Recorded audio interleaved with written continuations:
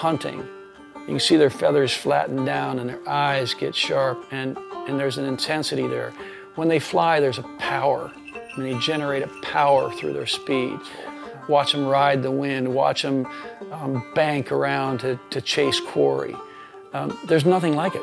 There's just nothing like it on the street in Sisters. I mean, I love Sisters, I love the town, but when you're in the field with a hawk, it's something that is so much bigger and so natural.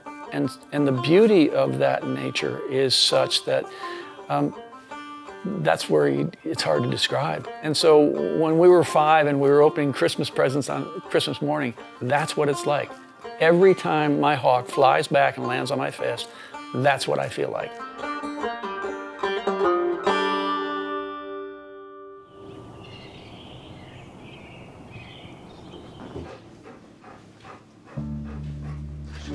A lot of uneven ground out there. The technical definition of falconry is the taking of wild game with a trained raptor. Yes, falconry is really about training a bird and going out and putting it on game and taking game. That's the sport of falconry, and that's the spirit of it. It's not just the keeping of a wild raptor, it's the hunting of a bird. There's definitely a bond that happens, but there's a real difference. I love my hawk, but my hawk doesn't necessarily love me.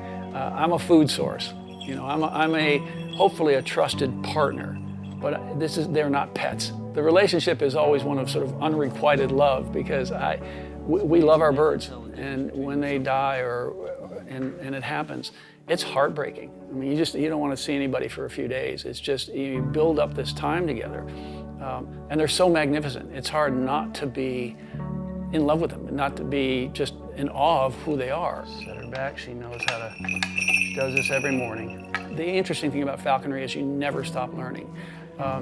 Every day you go out, every time you pick up your bird, every time you're working something, you're learning, and things are changing all the time. And so you're never at the end. You never say, there, I'm done.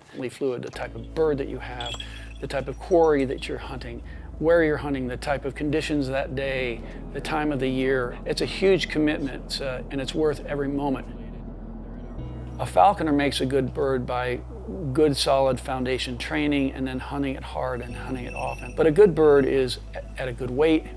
It responds to your glove. You put a tidbit, blow the whistle, it comes to you. It sees game, it chases hard. It gives everything it can to it. We have a saying in falconry, any day that you come home with your bird is a good day. Because, as I say, it's not a guarantee that we come home with our hawk. And it's our job to bring that potential out, and that's what really makes a great hawk. Good girl. Good girl. Molly's physical characteristics are that, I mean, she is quite a large bird, very dark with rust-colored shoulders and white tip on her tail. I mean, stunningly beautiful, like a small eagle. The eyes are unbelievably intense. Their vision is 10 times greater than ours. They can see a field mouse at a quarter of a mile. Just the intricacy, the details on the feathers are so incredible that you can just get lost in how the feathers move over one another. And then you get down to the talons. And these talons are razor sharp. They're long and slender and curved, and they are the business end of this hawk. When they come in for a kill, they're not coming in face first, they're coming in feet first. And they're gonna reach in and they're gonna grab. Then the talons go in and they go all the way in, all the way to the bone, and then they lock. Every part of them is built to help them fly and catch game and kill game and eat and survive. But when you have one up close and you're looking at it, you can't think of anything else. I'm probably happiest when I'm out in the field. There's something Come on, let's go. Come on. rejuvenating about it. There's something connecting about it with the earth and with nature. The core and the heart of this sport is being out there in the wild with your hawk and your dog, if you have one, and doing that. I mean, that's it for me.